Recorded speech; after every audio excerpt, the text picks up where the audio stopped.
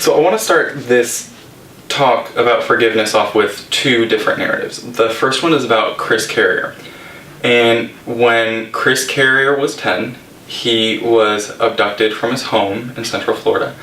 And he was taken by his abductor into a swamp. And he was repeatedly stabbed in the chest and then in the abdomen with an ice pick.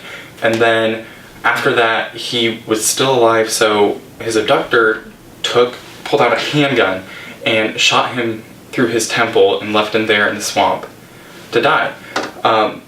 And after laying there for a few hours, Chris managed to somehow wake up, and he was blind in one eye, but he managed to crawl and carry himself to the nearest highway where he was able to wave down a car that took him to a local hospital, and he miraculously survived all his injuries.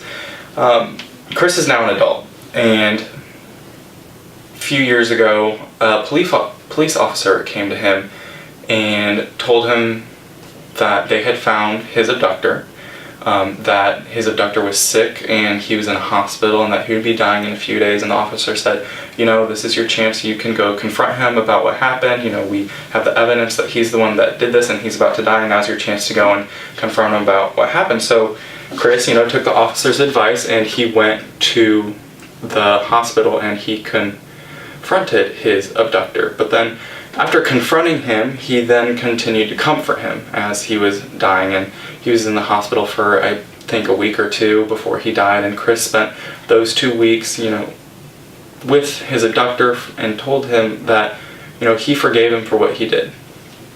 And that even though he had tried to kill him, he wasn't going to hold that against him. And then the man could die in peace, and Chris could live the rest of his life knowing that he had forgiven this man. Another story, in more recent news, we've learned that Amanda Grace Blackburn, who was pregnant with a child, was recently murdered in her home. And her husband's name is Davey Blackburn, and he's a pastor here in Indiana.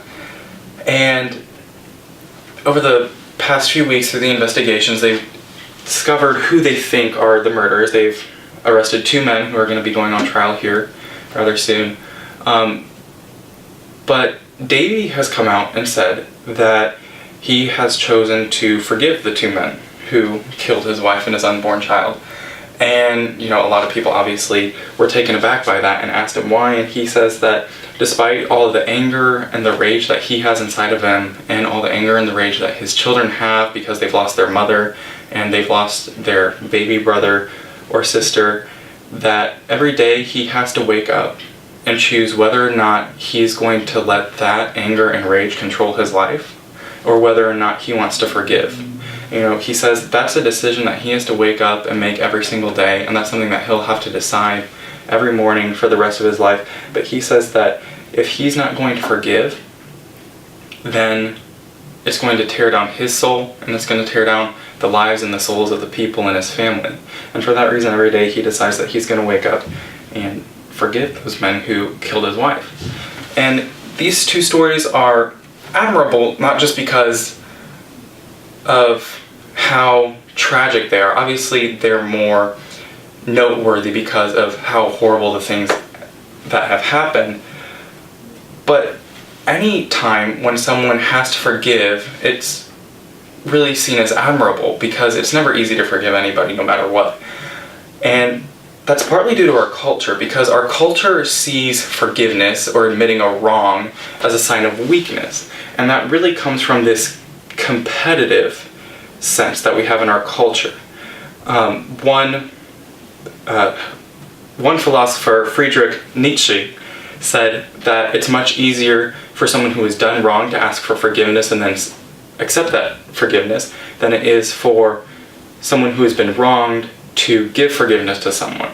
Because in his mind, and at least with the way our culture works, it's a lot easier for us not to forgive someone, because then we have something over that person, which gives us a competitive edge, and we have leverage over them. But Desmond Tutu from South Africa disagrees, and he says that our dignity can only be measured in the way that we treat others. And both of these people are right, but we need to focus on how we can make ourselves more like Tutu and how we can make ourselves more forgiving. So why is it so hard for us to forgive? In all cases, no matter how serious, whether your wife and your unborn child have been murdered, or if someone has simply offended you, it's always hard to forgive, because true forgiveness comes from a true confession, which comes from penitence, contrition, and sorrow for your wrongdoings. You have to sit down and confront what it is that you've done that's wrong. It requires that someone is willing to swallow his or her pride and say that what I did was wrong, and I'm sorry for it. And then the other person has to sit there and swallow their pride and say, you know what, even though I know that what you did was wrong, I'm going to forgive you anyway. And this really goes beyond just how it makes us feel, but it really has effects on our health as well. Charlotte Van Oyen Whitvliet at Hope College asked some people to think of someone who had offended them and what it was that they had done wrong. Think of the person, think of what it was that they did, and while she had them think about that, she monitored their blood pressure and their heart rate, and then also how much sweat they were producing. And she noticed that when she had these people think about someone who had offended them, their blood pressure increased, their pulse got faster, and they began to sweat more.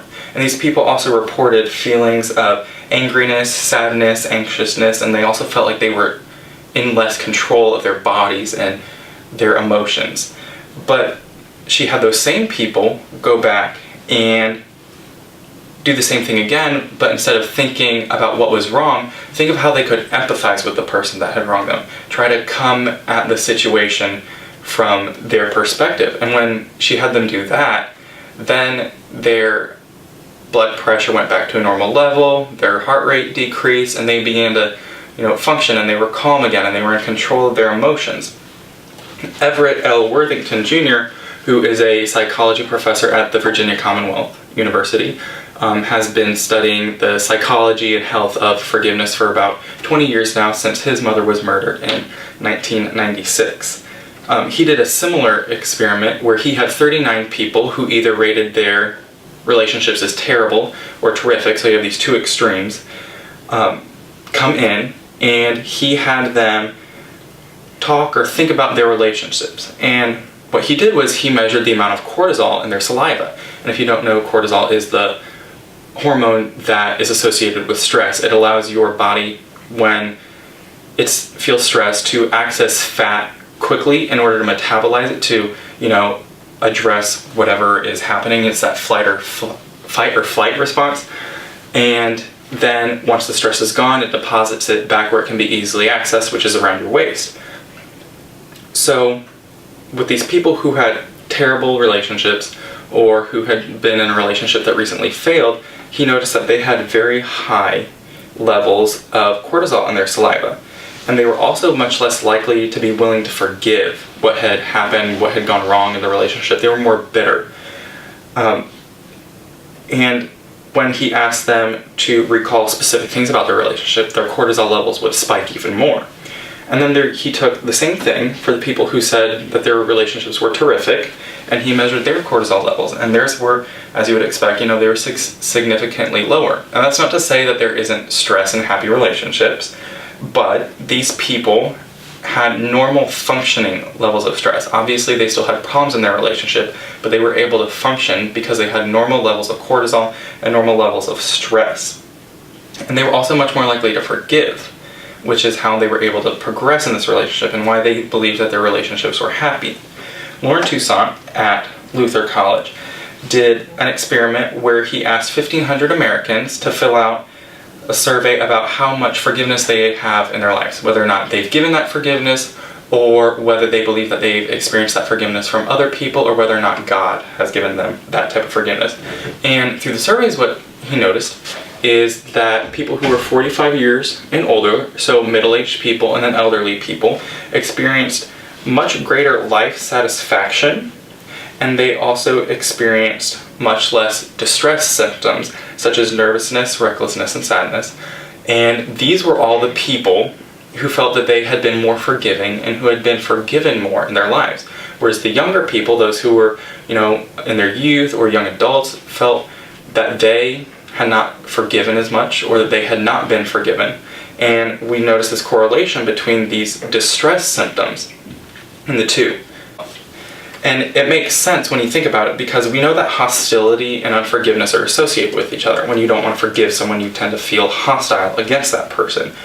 And we know that hostility, from other research, is a characteristic that is most commonly associated with type A personalities. And this one specific trait is what tends to be the most detrimental to a type A person's health. And it generally leads to a lot of health problems, especially heart disease and heart failure. Worthington did more research that would support this, that said that unforgiveness can compromise your immune system, and this is still more developing, but it interrupts hormone production that helps your body fight off infections and bacteria and periodontal diseases, and it also affects how your cells are able to fight infection. Joan Kermans and Paul van Lange from the Netherlands, and then Carol Rusbold from the University of North Carolina have done some research about what it is that makes people willing to forgive. And they notice that people are more likely to forgive when they feel that they have trust between the person. If they don't trust that the other person is sincere, then they're not going to accept their apology. And if they don't feel like that person has made a sacrifice, then they're not going to accept that apology, because there's some desire to want some sort of retribution. So they had these people fill out questionnaires about their relationships, both past and present relationships, and those who didn't have sacrificial relationships were more likely to have conflict in their relationships, and they were also having more bad emotions when thinking about their relationships. And there was very little compromise in these, because neither party wanted to sacrifice, so then neither party got what they wanted, and they would just be upset and have negative feelings towards each other. And Worthington again confirms this with some of his research. He found that people with a high desire for revenge rather than forgiveness, who weren't willing to compromise, had lower relationship satisfaction. And people who were willing to forgive had a better quality relationships, and they were also more likely to be willing to make a commitment to that person. They were willing to pursue a relationship and compromise and be in this long time because they were both willing to make sacrifices.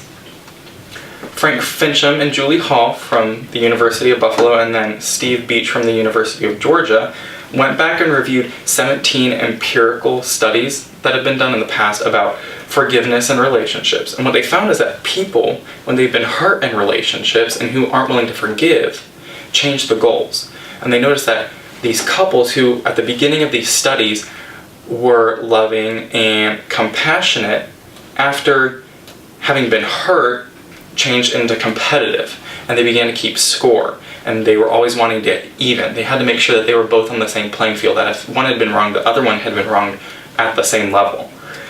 And other couples compromised, turned into not being willing to lose an argument. But we see that people who are more forgiving generally have higher self-esteem, and for the most part they're in better moods and they have happier relationships.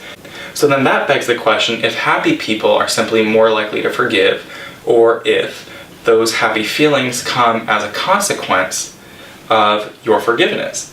So the way that they tried to study this is through teaching people who hadn't forgiven in the past to forgive, and to see how that affected their health. And one study that they did is they took men whose partners had recently aborted their babies and who felt that they had been wrong. They put them through 12 weekly 90-minute sessions on how to forgive. And what they noticed is that these men who had gone through this forgiveness process, through these sessions, at the end felt less anxiety, felt less anger, and they felt less grief compared to the control group, who they had left alone for the 12 weeks, whose feelings of grief and anger really hadn't changed much. Peter Woodruff and Tom Farrow, who are psychologists in Britain,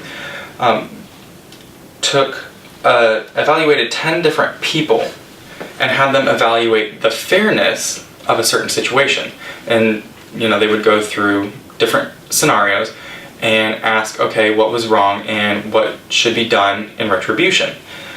And when that happened, they noticed that the people didn't think about empathy or forgiveness, and the reasonable part of the brain, the cortex, was lit up because they were monitoring their brain activity while this was happening. But when they asked the person to think of how to empathize with the perpetrator and how to forgive, then the limbic system, which is the emotional part of the brain, began to light up. So we see that this part of the brain isn't necessarily linked with reason, which is also why it can be so hard for us to forgive.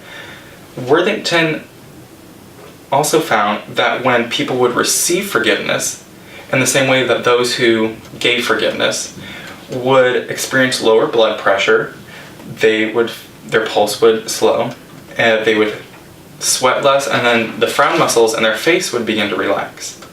And they had more positive feelings. And then again, when people have more positive feelings, they're more likely to forgive. So when someone is forgiven, they have these positive feelings which help them then to forgive others. And it creates this cycle that allows everyone else to forgive and to be forgiven, and to create this cycle that's beneficial for everyone. But people who received a sincere apology, but also got restitution, saw the greatest increase in positive emotions and positive feeling. So then that is where we see a little bit of a gray area on whether or not we should forgive everyone in every situation, and whether or not, there's some times when we can't look past what was wrong, and whether or not we should always be willing to forgive. So then we have to look at how it is that we can apologize, because simply saying I'm sorry isn't enough. Simply saying let bygones be bygones, or live and let live, isn't enough, because that's a blanket forgiveness. It's a blanket statement, and if you're not addressing the problem, then you don't really know what you're forgiving. This isn't like a Hakuna Matata type of situation where the past is behind you, because if we forget the past, then the past is doomed to repeat itself, and then you're just going to get hurt again. So in order for us to really be able to fix these issues and to truly be able to forgive and to move on in the future, you have to confront what was the problem. And that's what makes forgiveness so hard. A wronged person must be willing to forgive someone who wronged them, and someone who has done wrong must be humble enough to say that what they did was wrong. Guilt has negative effects on anyone Guilt has negative effects even when it goes unacknowledged. So if someone is feeling that guilt because they haven't been forgiven, although they might not acknowledge it, it still has negative effects throughout their lives. It's kind of like when someone falls down. If you're going to fall down, saying that you are sorry is saying, I've fallen down, but I'm not going to let myself stay down here. And then the person who says that I will forgive you is allowing that person to stand back up instead of keeping that person down. Not forgiving someone also causes self-hatred and self-contempt. So not only is the guilty person going to live with these negative effects, but the person who doesn't forgive is also going to live with self-hatred, whether or not these two things are acknowledged. And that's what makes, again, forgiveness so hard, is going and realizing that if we don't forgive, it's going to end up being worse for us in the long run. In order to do this, you really have to expose everything. And sometimes trying to forgive makes things worse if one party isn't willing to admit that they were wrong or isn't willing to forgive. Because in order to truly forgive, you have to unearth all the pain and the abuse and the truth and everything that has been hurtful about the whole situation. And sometimes that just makes things worse. But it's important because in order for us to have relationships, we have to be willing to forgive. Whether or not you want to admit it, eventually in every meaningful relationship that you have in your life, you are going to hurt someone. And you are going to have to apologize, or someone is going to hurt you and you are going to have to accept their apology in order to keep the relationship going. If one of you isn't willing to make that sacrifice, then you end up as one of the couples who ends up with a failed relationship, or someone who has a terrible relationship with more stress in your life, and we already see how negative that can be. But what also makes this difficult is that it takes time. Forgiveness takes time. It's not something that you can just decide that you do. In some of these studies, we see that the longer time people were given to think about forgiveness, the more forgiving they became, and then the less stress they experienced in their life, and the more their heart rate and blood pressure would decrease. And that applies in all our relationships. If someone has wronged you, you have to be willing to take the time to forgive them, but you also have to be willing to unearth all the pain. And that's where it can be difficult, because right now, I forget how I was going to end this.